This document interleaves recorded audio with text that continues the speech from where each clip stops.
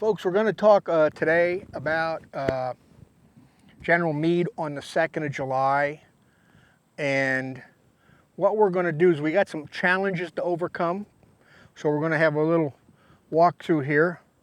The 2nd of July is an interesting day for a lot of reasons. There will be detractors that talk about him not wanting to fight here. I think you know who I'm talking about. That these detractors say they were the ones that forced Meade to fight here on this day. And so what we're going to do is we're going to kind of challenge the naysayers on that and talk about what a active role General Meade will take on the 2nd of July. We have a couple of problems in doing that. One is that General Meade is not boastful in his writings, and he doesn't take credit for anything. I guess he would like historians to do their job, and so he leaves it up to us to make sure we capture what he does here. When you read his reports, you don't see I ordered this or I ordered that. Doesn't say it at all. He'll say things happened. Well, let's see if we can find the thumbprints today a little bit. Everybody got good shoes on, I hope? Because we're going to do a little bit of walking. We're going to end up about right here. I don't know where we're, somewhere between here and the Pennsylvania Monument, depending upon how we feel and all that. Okay? What I need for us to do right now is to form in two lines facing each other. And so what I'd like is one line right about here and one line right about there, about 5 feet facing each other, if I could get that. Equal numbers in each group. Okay. Civil War. How many bullets do we carry? 40 to 60, but these fellows are carrying 40. How many rounds can we shoot in a minute? 2 to 3. So if you're going to be involved in a pitch battle, how long can you last? Time-wise. 30 to 40 minutes. Maximum. Can be less than 20 minutes. And so if you're a senior man and you send somebody somewhere to go do something, you've got to do something more in 20 minutes or he's going to be in trouble. Right? And that's on your responsibility. And we're going to come back to that in a little while. Okay? So that's one thing we have to know. The second thing we have to know is when I deploy in line like we are now, one group facing another, we have a degree of security on both sides. Generally speaking, an equal number of people for a while can withstand the pressure from the other person. Everybody understand that? Do you feel comfortable with that statement? Aside from one side being cowards or whatever, but you understand what I'm talking about. Okay? Okay. Now what I'd like to do is take this group here, this line here, and just split right here and go in that direction about 10 feet each. In each direction. That's pretty good right there, and close it up. Keep your line. What I'm doing intentionally is putting a gap in the line. Now, if I'm a commander on this side of the line and I have a gap in my line, a minute ago I was comfortable with it. It didn't matter on what side I was. But now am I comfortable? Am I comfortable with this situation? No, I'm not. Gaps in the line have a dramatic effect on the commander opposite. Does anybody understand? Is that confusing to anybody? At all? Everybody got it? Okay, good. Now we can gather around again. We've made our point.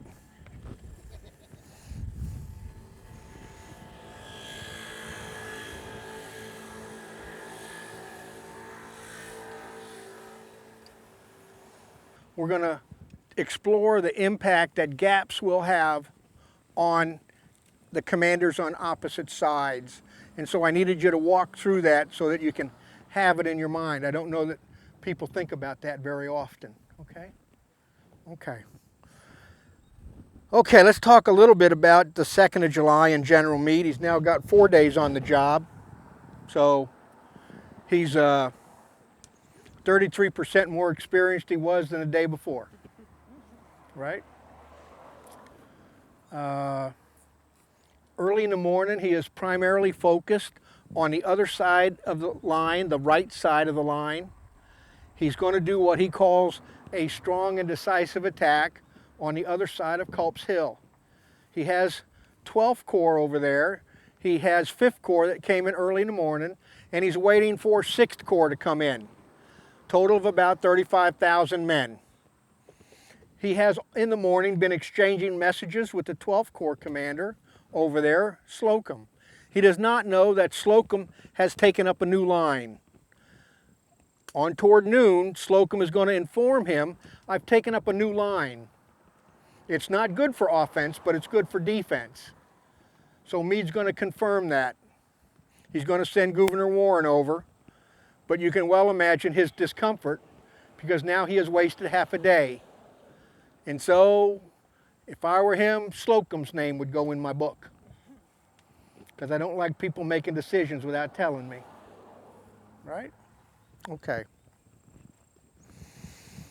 He is, at that time, again about noon, going to dispatch 5th Corps from over by Culp's Hill, and those fellas are going to go down to very near the George Spangler farm.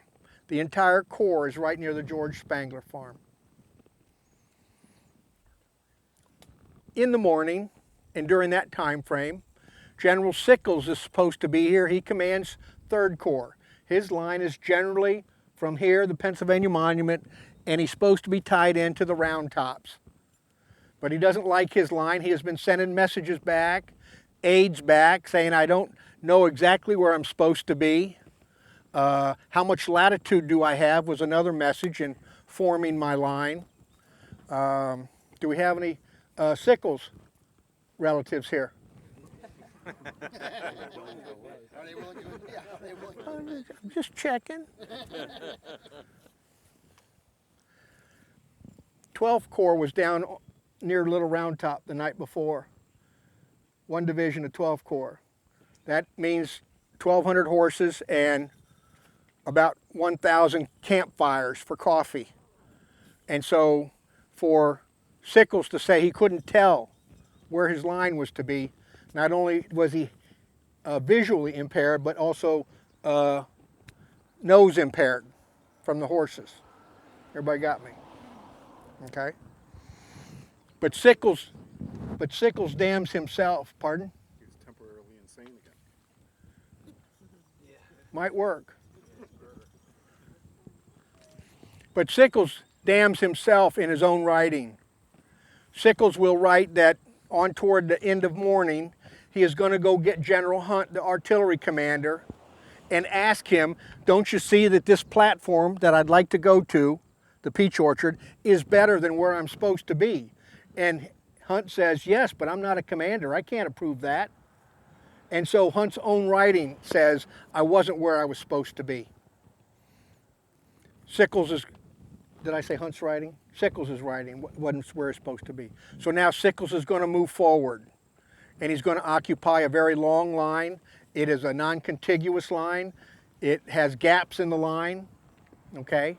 A brigade here, a brigade there, and gaps. And we've already talked about gaps today and how important they were in the Civil War. So about 3 o'clock, General Meade has called a meeting at his headquarters to talk about the late afternoon. 5th Corps is down here. 6th Corps is due in momentarily. Another 13,000 men. Maybe there's something that can be done on the 2nd of July. So he's going to have a meeting with his Corps commanders. 3 o'clock. 3 o'clock. Also, by then, General Lee has issued instructions to Longstreet. Longstreet has conducted his march and countermarch. Longstreet is coming up out of the low ground. Very near the Longstreet Tower is today. And so at about 3 o'clock, the cannons are going to go off at the peach orchard. Now I'm General Meade again. Who did I fight on the 1st of July? Huh? I fought General Ewell coming in from the north, and who coming in from the west? A.P. Hill. And now I have noise way down on a part of the battlefield. So who is that? Okay, and how many troops does Longstreet have? He's got 3 divisions, right? Yeah, but Longstreet wasn't telling General Meade, I only got 2. Worst case it. So he's got 3 divisions, and they think it's about 10,000 men each. So now I'm being assaulted by a flank, on my flank, with about 30,000 men. What has the Army of the Potomac done for 2 years now when hit on the flank? That has been sufficient amount of stress on the commander to retreat. What does Meade do immediately? He'll order General Sykes to move over here and hold the high ground at all costs.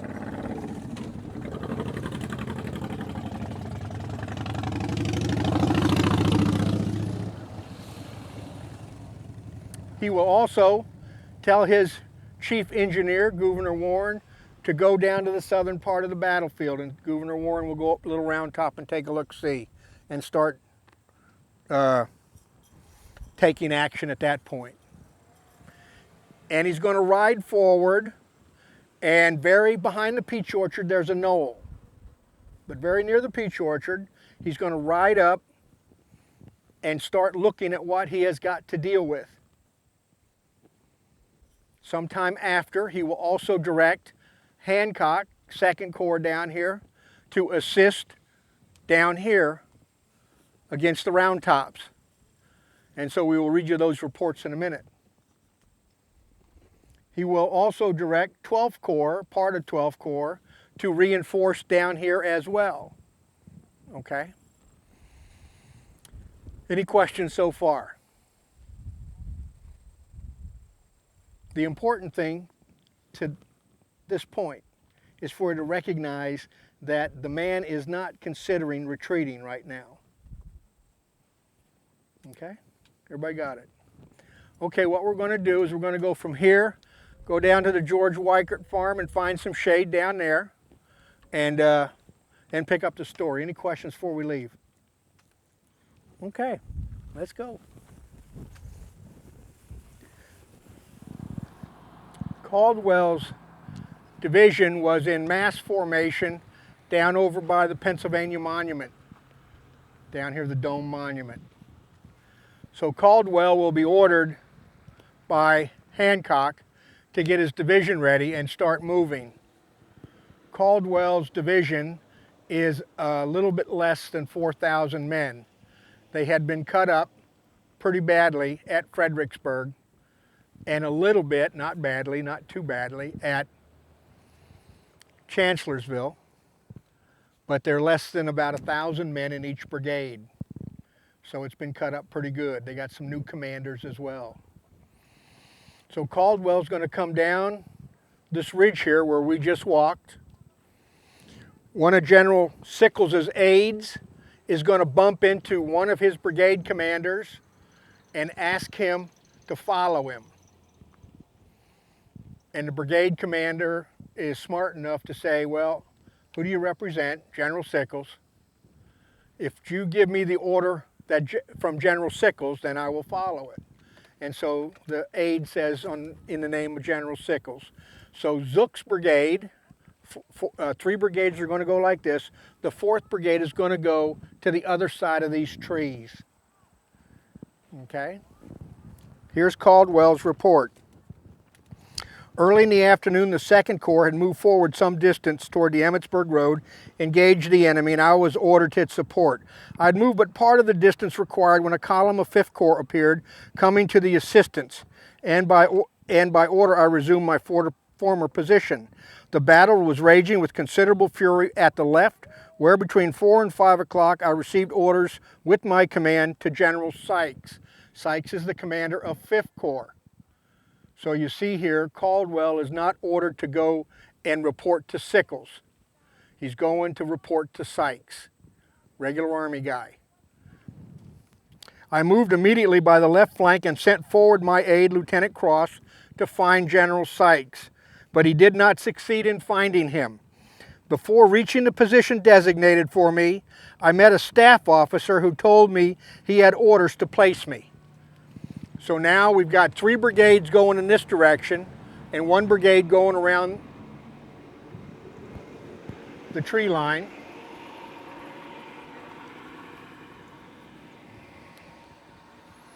The cannons are still operating in the peach orchard. The timeline's about 45 minutes. They're going to operate for as long as it takes to get Hood's division to shift. General Lee has decided, and rather than attacking with 2 divisions, one behind the other, they're going to start by spreading the 2 divisions out and make them online. So that's going to take about 45 minutes or so to accomplish. And so all these actions are occurring while that shift is going on. Now, for the longest time, I thought that these 3 brigades are going to proceed down the horse trail down here. But I think maybe not. I think maybe they proceeded along this tree line over here because they talk about crossing 2 fence lines while they moved. And that over there has only 1 fence line, and this line has 2.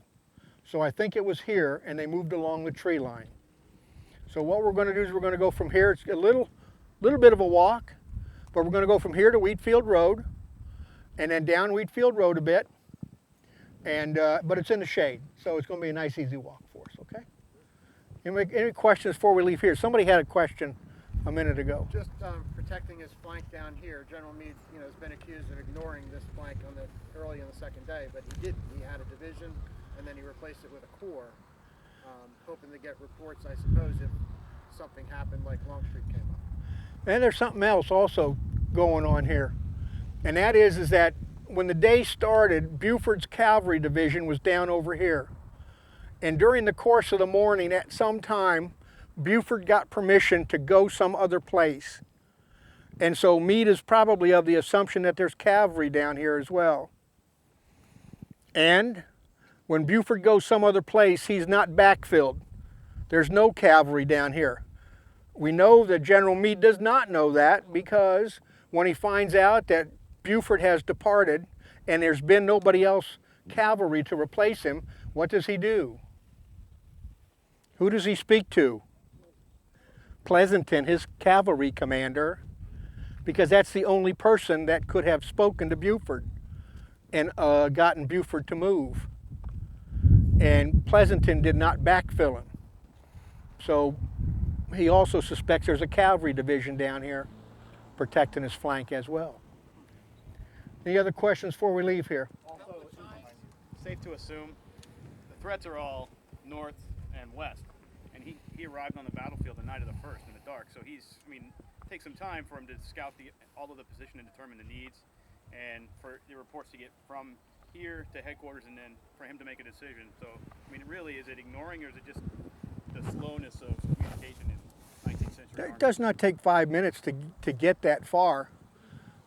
He is, by the end of the morning, he's a little bit aggravated, I think, at Sickles, because Sickles just keeps going. I don't know where I'm supposed to be. At one point, he's near his headquarters. At one point, he points to the round top, and he just says, "Link into that."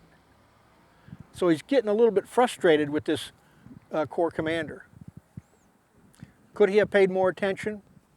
Maybe. Just to get sort of the lay of the land, before Sickles moved out, would Humphreys be roughly in behind where we are now, with Birney farther down, or where were the divisions even at?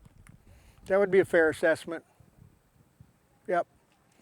He'll start moving people forward about noon. His sharpshooters and a couple infantry regiments. He'll start moving a little bit forward, then he's going to start migrating forward. And so by 3 o'clock, he has migrated forward. Okay?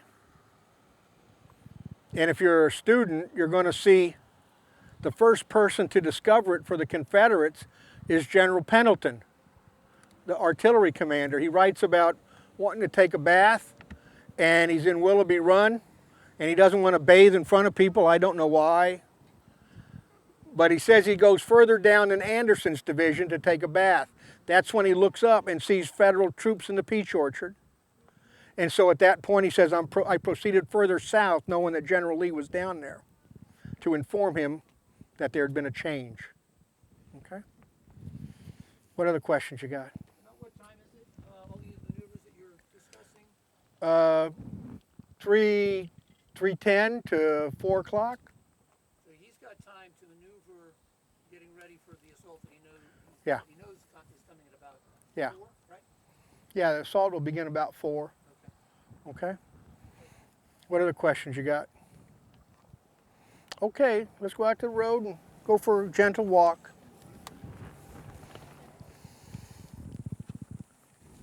Let's pick up the storyline with Caldwell moving down. One, he's moving very rapidly. His brigades are in the wrong formation. They're going to come out of the tree line over here and go down the road a little bit where Wheatfield Road is now. Cross is his lead brigade. Cross is going to very quickly move into the correct formation. He has his file closers on the wrong side. Okay, so it's a very quick march. Caldwell knows he's got to get down there as fast as he can. This is Hancock's report. Having been directed by General Meade to send a division to the assistance of 3rd Corps with orders to report to General Sykes, the 1st Division under General Caldwell was dispatched to the scene of conflict. The division was assigned to its position by one of General Sykes' staff officers. As soon as it could form a line of battle, the division advanced its left along the foot of Round Top Mountain and drove the enemy steadily before it until, from want of any connection on its right, the right flank of the division was turned by a column of the enemy. By now, several things have happened by the time Caldwell gets here. Over on Houck's Ridge and Devil's Den, now up here, Ward's brigade has withstood several attacks of the Confederates. Ward has done his job and bought time. But now Ward's men, short of ammunition, are going to start to fall back. So right now, that part of the line is kind of like Indian country, if you know what I mean. On the far side of the trees over here is Zook's brigade, and they're going to link up in the same general area as General Barnes out of 5th Corps. He's got Barnes has got 2 brigades over there. His 3rd Brigade is now moving toward Little Round Top. So that's good. That'll be Strong Vincent's. Over here on Munchauer Hill, that hill back here where we turned right on to come down Wheatfield Road, by now Ayers' division out of 5th Corps is up there. Neither Burbank or Day, the 2 brigade commanders, mention it, but their company commanders do. They talk about seeing Caldwell go across their front. And so to see that, they've got to be over here on Munchauer Hill. Okay? Here is Burbank's report. At this time, the brigade occupied on the left side of an extremely rough and rocky hill, the right extending into the woods with some heavy undergrowth. The whole line moved forward to the foot of the hill and out of the woods to the edge of a wide marsh. Right there. At the double quick and moved forward to some shelter near some woods. At this time, the left flank was very much exposed. During this time, another corps, 2nd, I think, was advancing across our front and perpendicular to my line to attack the enemy on the left. In a short time, these troops fell back, and as they did so, I ordered my line forward to a fence. So Caldwell's division is going to deploy very quickly. The entire division is going to deploy in about 10 minutes. Cross's brigade, boom. Kelly's brigade, boom. Brooks' brigade is going to go in as well. And then Zook's on the far side of the wheat field. So with 4,000 men or less, Caldwell's going to have a pretty good effect. Caldwell's going to advance from across the wheat field, down across the low ground, all the way up to the backyard of Rose's farmhouse. That's going to be a significant break in the Confederate line. Remember, we talked about breaks in the line and how important they are back then. Over by the Rose farm, someone is watching that occur. That's Kershaw. And Kershaw is, with his South Carolinians, supposed to advance against the peach orchard. And behind him is Semmes's brigade. Semmes is to support Kershaw and go where Kershaw sends him. He can go right over Kershaw, to the right, or to the left. Everybody got it? Now, up till now, General Lee's plan was to do what? To drive in the Federal flank up the Emmetsburg Road toward Cemetery Hill. And so now that advance was supposed to go this way. Which way is it going right now? It's going toward the wheat field. And now I'm in Kershaw. I've got Kershaw's brigade. I'm halfway into McLaws's division. I've spent a lot of my energy, and I'm still playing around with the wheat field. And Kershaw, near the Rose Farm, now sees a large body of Federal troops marching across the wheat field. Who's that? Caldwell's division. And so what does he do? He tells Semmes to move in on his right. Go into the wheat field. More energy into the wheat field. If Semmes had gone the other way, it might have been a little bit different later on in the afternoon. But we're concerned with gaps in the line. So now Semmes is going to be drawn into the maelstrom of the wheat field. Okay? Okay, let's see now. Here's Crawford, another division commander in 5th Corps. At 2 o'clock, an order reached me to form my command at once and proceed toward the left flank of our line when my position would be indicated by a staff officer. The 1st Division of the Corps, which I had been directed to follow, had taken a different road from that indicated to me, under the guidance, however, of Captain Moore, an aide to the commanding general of the Army. Meade's thumbprint. He has aides. He tells the aides, this is what I want done. And he goes and extends his authority that way by using his aides. Aides do not sit and cogitate on their own and saying, I'm going to go get Caldwell or Crawford's division and take them by a different route and put them in myself. Aides don't do that. Okay? So now we have General Meade's thumbprint on placing Crawford's division as well. I pushed rapidly forward and arrived in a short time upon the field and reported to General Sykes. I received orders at once to mass my troops upon the right of a road running through our lines near our left flank, descending a rocky slope, crossed a low marshy ground, right in front of us again, in front to a wheat field lying between two thick belts of woods beyond. So Caldwell's division goes into the wheat field and has a significant impact. How long do units last when they're in contact, when they're in heavy contact? 20 minutes tops. 20 minutes, maybe. And we're at about that mark. Cross's brigade is already having to be relieved by Brooks's brigade. Brooks not only relieves Cross, but keeps going to the Rose Farm. So he's heavily engaged as well. So now what are you going to do if you're Caldwell?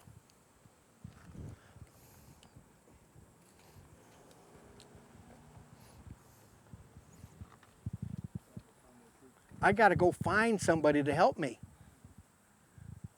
Okay? And so that's what he's going to do. He's going to go talk to Ayres. After some time, perceiving the troops on my right moving to the rear of my regiments, I sought information of its cause. General Caldwell, commanding next to me, informed me repeatedly his troops were being relieved by fresh ones. So Caldwell's of the mind he's going to be relieved. Okay? Them being out of ammunition, etc. So Caldwell's got to pull back. I then determined to move forward and sweep through and occupy the woods on my front, and gave preparatory orders. Therefore, when I found that all troops on my right had gone, a large force of the enemy were coming down the rear from the right. So Ayers' division is going to come across the marsh and try to protect Caldwell's flank over here on Houck's Ridge. They're going to have to do a little bit of jockeying positions because they're under pressure from some sharpshooters. Caldwell's going to go to the other end of the line and talk to another 5th Corps commander and have him protect his right. And so Caldwell has done his job, protect my left, protect my right. I have talked to 2 5th Corps commanders. The problem is he never talks to Sykes. Sykes does not know the condition of Caldwell. Yet Caldwell is protecting his 2 flanks as well. If Caldwell falls back, Ayers' division is in trouble, and so is Barnes' division. But Sykes never comes and talks to Caldwell about how his condition is. Do you need ammunition? What can I do for you? Okay? Very confusing over in this part of the battlefield. Ayers talks about Caldwell's right being under a lot of pressure coming down from the peach orchard. Who would that be? Anybody know? Huh? No, you're close though. Wofford. Wofford is coming right down Wheatfield Road, and he's hit the flank, and the brigades of Barnes are gone. They're pulling back. Caldwell's now in a panic because his flank is exposed. He at first can't believe it. Somebody points out to him, I think your men are falling back. No, that's not my men. They're fine. That's fine. No, sir, you better pay attention here. They're starting to really fall back. And so now Crawford knows he's got to pull his men out as well. Let's talk about McCandless. McCandless is one of the brigade commanders in Crawford. McCandless is back over here. Formed my brigade together with 11th Regiment and 3rd Brigade into 2 lines, the first line being completely composed of the 6th Regiment on the right, 1st on the left, yada, yada, yada. As soon as our front was uncovered, the brigade advanced in gallant style, the first line delivering 1 volley. Then the whole brigade charged at the full run down the hillside and across the plain, driving the advanced masses of the enemy back upon a stone wall. That's the stone wall right over there in the corner of the wheat field.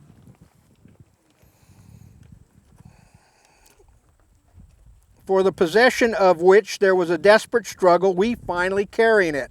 Prior to reaching the wall, however, my left flank was being exposed to a galling fire. I deployed the 2nd line to the left, forming a prolongation of my 1st line.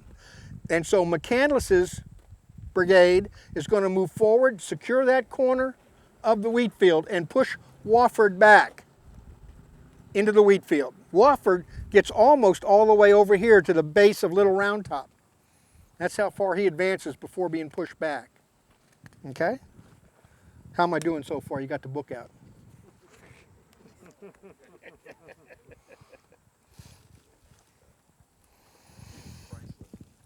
Huh? This thing is priceless. Which one is it? It's the Maps of Gettysburg. Okay. Okay. Now there's something else that's now happening back over here near the George Spangler farm. Anybody know what it is? That's where the artillery reserve is, right? That's where the artillery reserve is. And the 5th Corps, wasn't the 5th Corps there guarding it? Who? The 5th Corps originally, weren't they? 5th. 5th was originally there, but now we have Barnes has been cut up. Crawford has been cut up. Ayers has been cut up. So 5th Corps is already been engaged. 6th Corps is coming in. They come in, all 3 divisions, 13,000 men, and they're right behind 5th Corps in formation. Now, who directs 6th Corps to go anywhere? Huh? Sedgwick. Who gives Sedgwick orders? Meade. Meade's the only one that can give Sedgwick orders. What road is Sedgwick coming in on? Right. How does Sedgwick know to come over here? He talks to his boss. Okay? We don't have the order that says I was ordered by General Meade to come over here, but he shows up. You got to believe in spontaneous combustion if you think it just miraculously happens without the commander's involvement. Have I made my point? Okay. So now I'm McLaws's division commander, General McLaws. A lot of my energy, half my energy, has gone into the wheat field. I have one brigade left, Barksdale's, Mississippians. There is in 77 or 78, McLaws is given a talk to veterans, and by now McLaws and Longstreet do not get along. McLaws is talking about on the 2nd of July, he wasn't a division commander at all. Longstreet did it all, put in his brigades for him. And that's going to cause some friction between those two guys. In this speech, though, McLaws goes on, and he says that somebody talked to Barksdale. He doesn't know who he suspects Longstreet, right? So we got that friction still, all these years later. But he says somebody told Barksdale that once he gets over the peach orchard, he is to incline to the left. Okay? Barksdale has 4 regiments of Mississippians. One of the reasons why I bring you down here is to point out the Mississippians are on the corner of those trees right there, 21st Mississippi, right across the street from the Trossel farm. Okay? Everybody got it? That's one regiment. The other 3 regiments are inclining to the left considerably. There's a gap of several hundred yards between one regiment from Mississippi and the other 3. You remember my talk about gaps? Okay? Now what we're going to do now is we're going to go the shorter route, because now you people with flip-flops have already gone the farther route. So now I got you going to go back a little bit harder, but it's shorter. We're going to go down through the woods, and we're going to go down to the Trossel farm and point some things out. I was asked a couple questions on the way over here that I wanted to make sure I clarified for you and addressed. Meade does not write any memoirs. Remember, we're going to let history speak for what I did. A lot of times memoirs, regardless of who it is, you fill in the blank. Longstreet. You're always trying to justify what you do. Sheridan, Sherman, Grant, et cetera, et cetera, et cetera. But Meade doesn't do it. And it's interesting. I don't think it's by omission that that's the case. Okay? Second thing is when we walked past that house where the man was standing on the RV, had that kind of concerned look on his face. Nevins's brigade out of 6th Corps, remember we left 6th Corps lined up right behind 5th Corps in 3 lines waiting to be committed. Nevins's brigade out of 6th Corps is going to be ordered to go forward to get rid of sharpshooters that were in that house that we walked past, okay? At that moment, 3 regiments were ordered to advance, supported on the left by the 98th Pennsylvania. They immediately closed up on the Pennsylvania Reserve regiments, delivered 2 volleys into the ranks of the advancing rebels, and immediately charged their column, breaking the same and driving them in disorder down the hill, and recovering in the charge 2 light 12-pound brass pieces that had been taken from the 5th Corps. Okay, so that's Nevins's report. Nevins is the only brigade that's going to be engaged out of 6th Corps. So we've got the 21st Mississippi over here in the corner.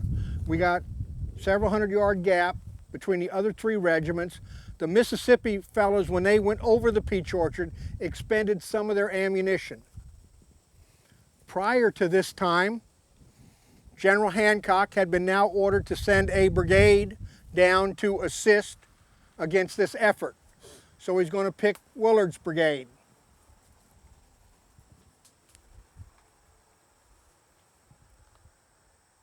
Sometime about that same time frame, again we do not know, but General Meade decided to commit his Army Reserve. That'll be Robinson's division and Doubleday's division out of 1st Corps. It's going to take a while for Robinson's division to get centrally located because one of his brigades was separated. So they're about 15 minutes behind, but somewhere in this time frame, they've been alerted to get ready to move. Okay? Here's Hancock's report again. About this time, General Meade informed me that General Sickles had been wounded and directed me to assume command of the 3rd Corps in addition to my own. By this arrangement, the immediate command of 2nd Corps devolved upon General Gibbon and that of the 3rd to General Birney. I had just before received an order from General Meade to send a brigade to the assistance of General Birney and to send 2 regiments to General Humphreys, who commanded the right of that corps. I immediately led the brigade, 3rd Brigade, 3rd Division under Colonel Willard, intended for General Birney toward the left of the original line. So again we have General Meade telling Hancock to send more men down here. The thumbprint of General Meade. Okay?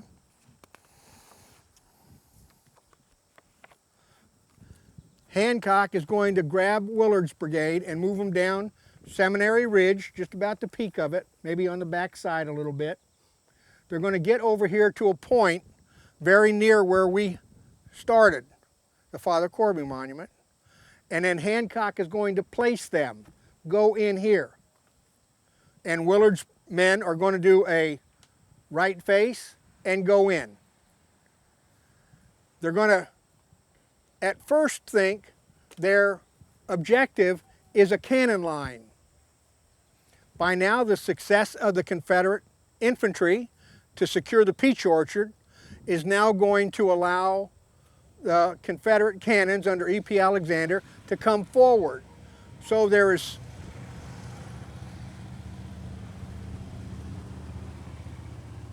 some degree of cannon line up on the peach orchard line. He'll inevitably get 36 cannon, but we don't know at that one moment. But the point is that Willard is trying to figure out his objective, and all he can see in front of him for enemy is the cannon line, whatever portion it is. The Confederates, the Mississippians, are down in the low ground, and he cannot see them. So that gives you an idea as to the density of the thicket and also the height, because that would be covering their flags, and they would not be seen by Willard. Now, Willard and the Mississippians have what they call a history. Sometime earlier, when Willard's brigade was being formed, they were being formed at Harper's Ferry, and they were not yet all together. They didn't even have weapons. Everyone was not there. And some bright-eyed person there said, we need some unit to go up and protect Maryland Heights across the river. And so the men get selected to go do that. They volunteer to go do it, even though they're not trained. They don't have their men, and they don't got muskets yet. And so they're going to go up to Maryland Heights. And who are they going to deal with up there? Who's going to attack them? Jackson. The Mississippians. So now they have to go to a stinking, rotten parole camp named Douglas outside of Chicago, Illinois, and sit for a few months until they get paroled. It's a POW camp. Every single time they get on a train, every single time they get to a station, some smart guy is going to yell at them, Harper's Ferry cowards, Harper's Ferry cowards. And so they have their manhood being challenged all the way there. Now they're going to go to a vermin-infested camp for several months, and then they're going to finally get paroled. They're going to be on picket line down in Virginia now for a few months. And they're going to, at that time, get a new boss. That'll be Alexander Hayes. Alexander Hayes, every day. When he first gets them, he doesn't like them. The reputation has preceded him. These people are lousy soldiers, he writes his wife. Over the months, you can start to see his letters change about how he thinks about them. Over that time, every single day over the winter, Alexander Hayes rides his entire picket line and talks to every soldier. So the soldiers know that he cares about them. Snowstorm, rainstorm, it does not matter. As a matter of fact, in one snowstorm, he goes up to a picket and he says, "Have you seen your regimental commander today?" And the picket goes, "No."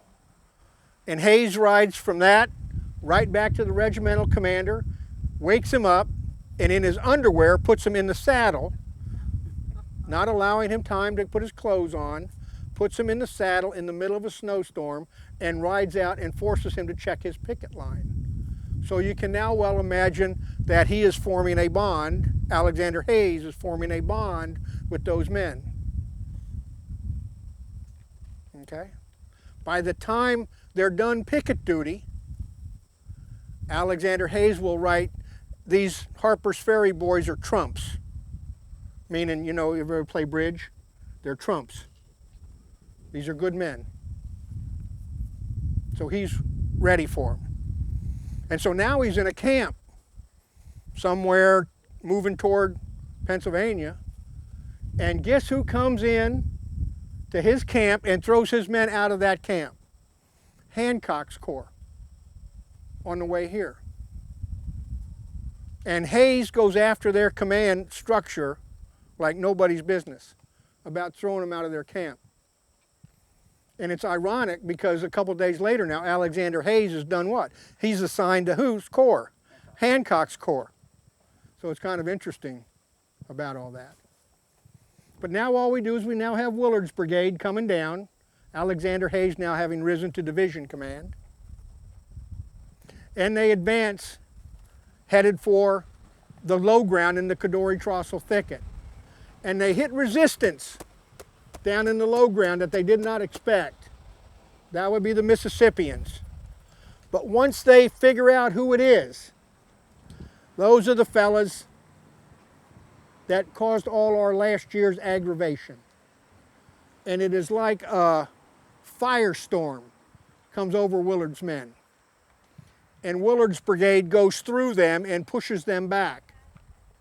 As that attack moves forward, takes a cannonball to the side of the head. So he's down. His deputy, the guy that takes over for him, is a guy named Sherrill. Sherrill does not know the orders. Without orders, Sherrill is going to start executing a wheel. This wheel impacts the Confederates. The Mississippians have been pushed back, but the fellas next to them are who? Wilcox's brigade out of Anderson's division. Let's spend a moment here. While Wilcox is back in the tree line, waiting to go in, who stops by to see him? Anybody know? It's in an article called Wilcox to the Rescue. Has nothing too much to do with the 2nd of July, but it has a very interesting paragraph about this time frame. And he says he's waiting to go in, and General Lee stops. Now you've read, I'm certain many of you have read, about General Lee writes more than once, "Once I give my orders, I don't talk to brigade and division commanders, because that will only cause more difficulty." Well, that's not a in concrete kind of thing. Because today he does talk to one of his brigade commanders. He talks to Wilcox. And Wilcox goes on to write that General Lee shows him where to strike the line. Which where? It's considerably down, what? The Emmitsburg Road. To the left. Incline to the left. So when Wilcox starts his movement, he has to shift his brigade about 500 yards further north and then starts toward the line so that he can hit it where General Lee tells him to hit it. So now my question is, if General Lee stopped and talked to Wilcox, did he also stop and talk to Barksdale? Somebody told Barksdale to incline to the left after he got over the peach orchard. Somebody did, we don't know. But we do know Lee talked to the next guy. So now Wilcox has advanced down into the low ground on the flank of the Mississippians. He's got 5 regiments, 3 in the front and 2 in the back. And the problem is there's a lot of smoke. But suddenly he realizes that he's got Federals on his flank and rear. Who is that? That's Willard's turning. Now Sherrill. And so Wilcox writes that I have no supports coming. The Mississippians are gone. And I got enemy on my flank, so now he's going to have to start backing up. Okay? So now the Alabamians are starting to back up. They suffer the 1st Minnesota assault, but they barely write about it because it does not have that much impact on them.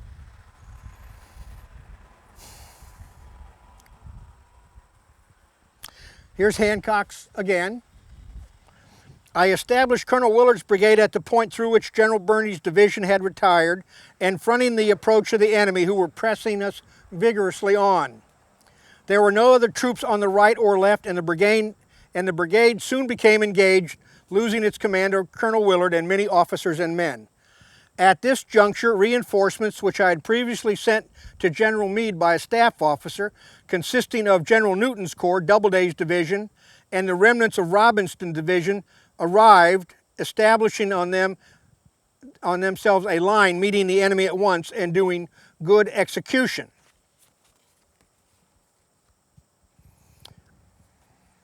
Here is Hancock's further comments about this time frame.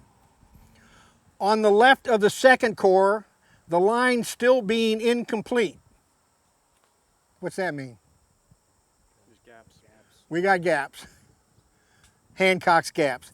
And intervals existing through which the enemy approached our line of battle.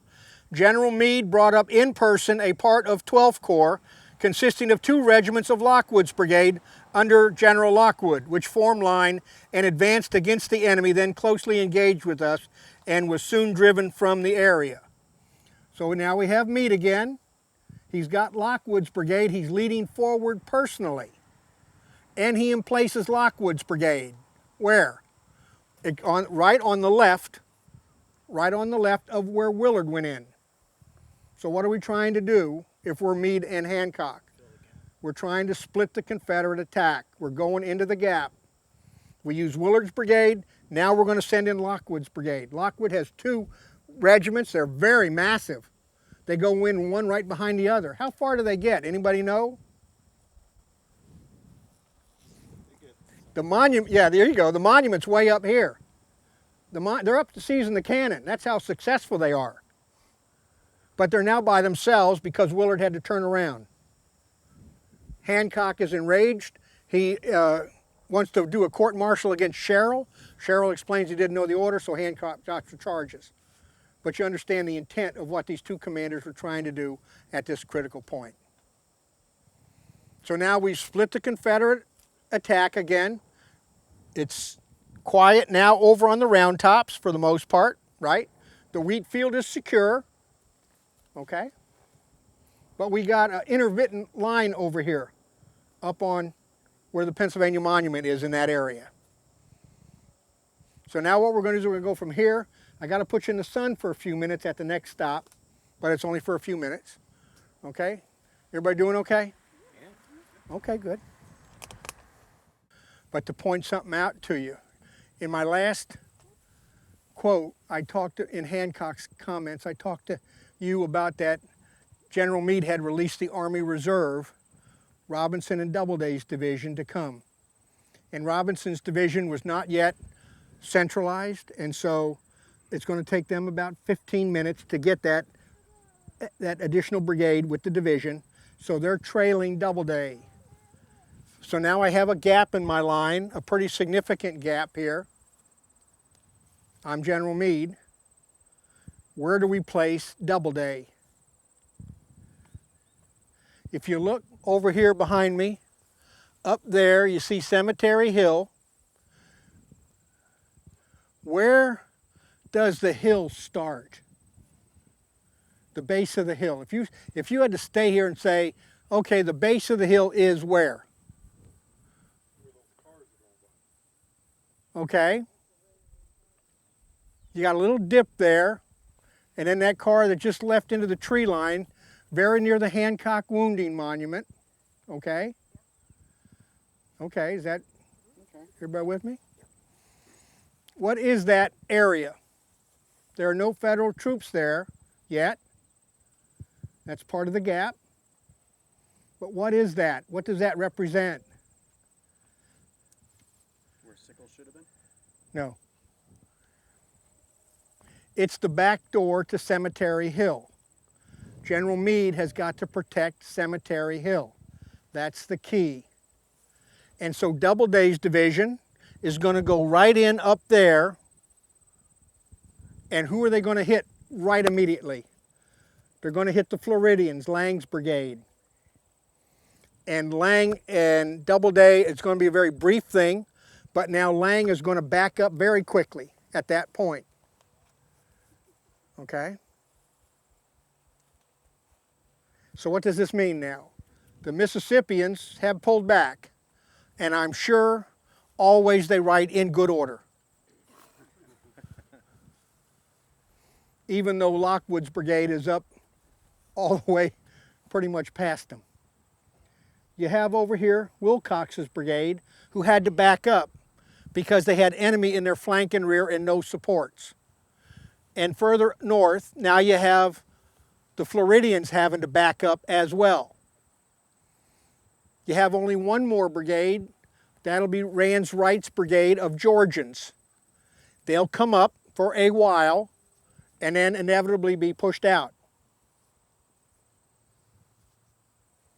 So far now, we've secured the wheatfield, the round tops.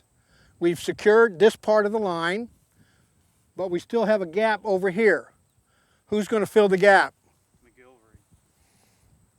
Artillery to some degree. Robinson's division is going to be 15 minutes behind. Robinson's going to go in right over here. But also, who's in that gap right there? Anybody know? Huh? No, the 1st Minnesota is up by the Pennsylvania Monument at that. Okay. No. You're on the right track. Ruger's division out of 12th Corps. They're coming over a little bit later than Lockwood. And so they're going to go right into that gap. And that's where they are on division line. So now we have a continuous line for this part of the line. Okay? So, let's go find some shade. Probably, let's go to the Weichert farm again at our first stop. And I think that's probably where we're going to end.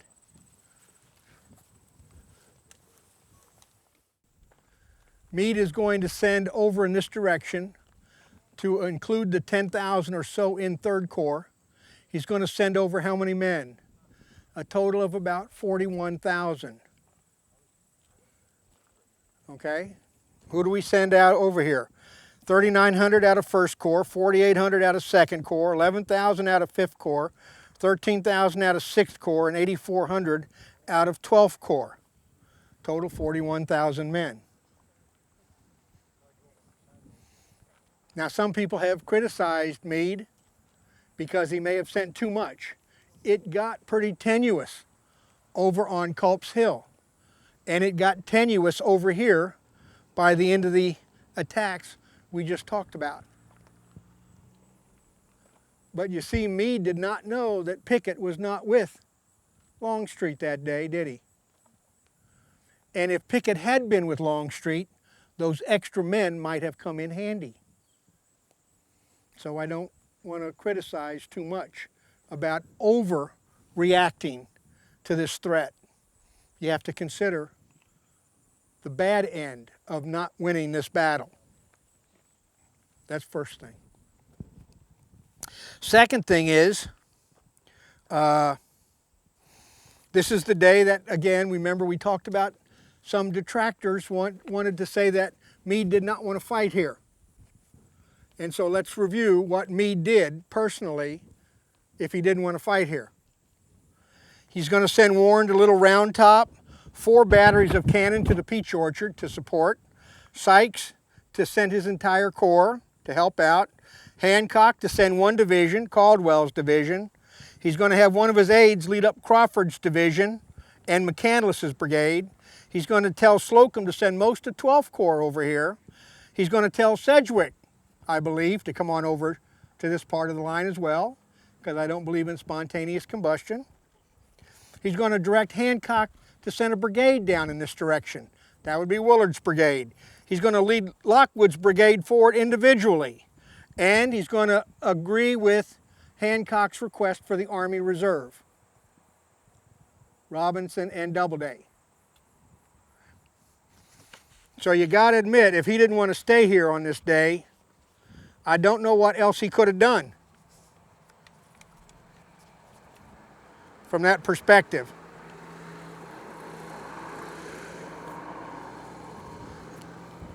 I will leave you with a short story that I always like to finish with on this talk.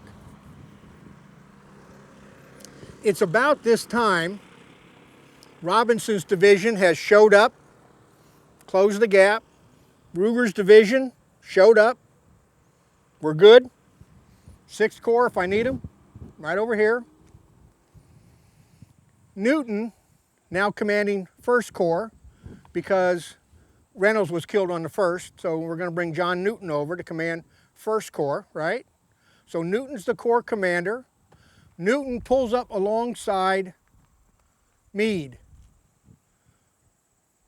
Now Meade had been there for a little while when this gap was huge.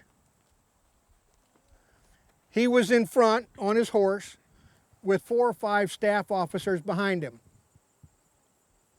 And in front of them were the Alabamians, 1,600 or so of them, and they were at about 800 yards. And we have in our library an account of one of the staff officers under General Meade during this time frame. And so the staff officer writes that General Meade's in front of us, and 4 or 5 are behind, and the Confederates are still coming. And this aide is talking about, when's he going to get out of here? I can't go until he goes, and he ain't moving yet. And the aide is looking at the other aides, and they're all looking at each other with a concerned look. And the enemy keeps coming. It's at this time that Meade pulls out his sword. Now, when your boss pulls out his sword, what do? Pull out yours. And so now their aggravation is now at an extreme level. Because now they're of the opinion that he is getting ready to charge those 1,600 men with those 5. And you can well imagine the aggravation that those aides are suffering under. Now Meade, on a day-to-day basis, doesn't carry a regular sword. He has a ceremonial sword. I mean, after all, he is the general, right? If he's got to start whacking on people, something's not right. So the sword that he carries is a little bit more than a dagger. And it could probably cut butter on a good day if you heated it. And the butter was soft. But he pulls out the sword, and then the aides pull out their swords, and they're just, by now, I'm sure, looking to find where they're going to put their trousers at the end of the day. Find some place that can deal with that stuff. You may have to edit that out. And this is when Robinson's division comes in and intercedes and closes the gap. And this is when Newton comes in and is right next to Meade. So now I have 8 horse legs there, and a cannonball comes in from some place and goes right in between all 8 legs and doesn't hit anything. And it hits the ground and throws dirt up. Now you can well imagine that the men in First Corps have not seen Meade, maybe, but this would be impressive because Meade didn't flinch. Not bad. It's at this time that General Newton pulls out a flask and offers a flask to General Meade. General Meade takes the flask and drinks all of it and hands it back empty. You can well imagine the positive impact this has on the men. Because not only is he not worried about living or dying, he also drinks. He must be a pretty good man. I tell that story, 1, because I think it to be accurate, but 2, it goes to his character, but 3, more importantly, the detractors say he was trying to get out of here. And I'm going to suggest to you, if you're trying to get out of here, if you're looking for an excuse, you've had plenty of them all day. And on an individual basis, this is a great example of, this is an opportunity for him to personally get out of the area. And he turns it down as an individual, not just as the commander of the army. And it's a testament to his character, but also a testament to the fact that he was not intending on leaving here. There's no indication that he was going to try to leave here. As we talked about when we started, what had the Army of the Potomac done for the last 2 years when struck on his flank and presented an emergency? Retreat. What had it done? It retreated back to the Washington defenses. On the 2nd of July, the Army of the Potomac does not retreat. When you start the day out, if you're a commander, you put your men where you think you're going to need them. Because if I don't like where they're at, I'm going to move them before the enemy shows up, right? And so I start my day out, and I have placed my men where I think I'm going to need them. During the 2nd of July, he's going to shift 87% of his army. Whether or not they're going out to help out at Culp's Hill or coming over here. And so again, this gives you an idea of the magnitude of his effort on this day to shift that many men out of their area to go do battle where they were not expecting it. 87%. It's also important to note that after the 2nd of July, the Army of the Potomac never retreats again. It gets outmaneuvered in October for a couple days, but it responds positively. But it never retreats after battle again. So now you have, on this day, the 2nd of July, a sudden birth of a worthy adversary for General Lee. He's now in trouble. He just doesn't know it yet. I'd like to thank you folks again for coming out today. It's a very big group. And again, thanks for staying tight and buying us a little bit of time. Thank you, Bill.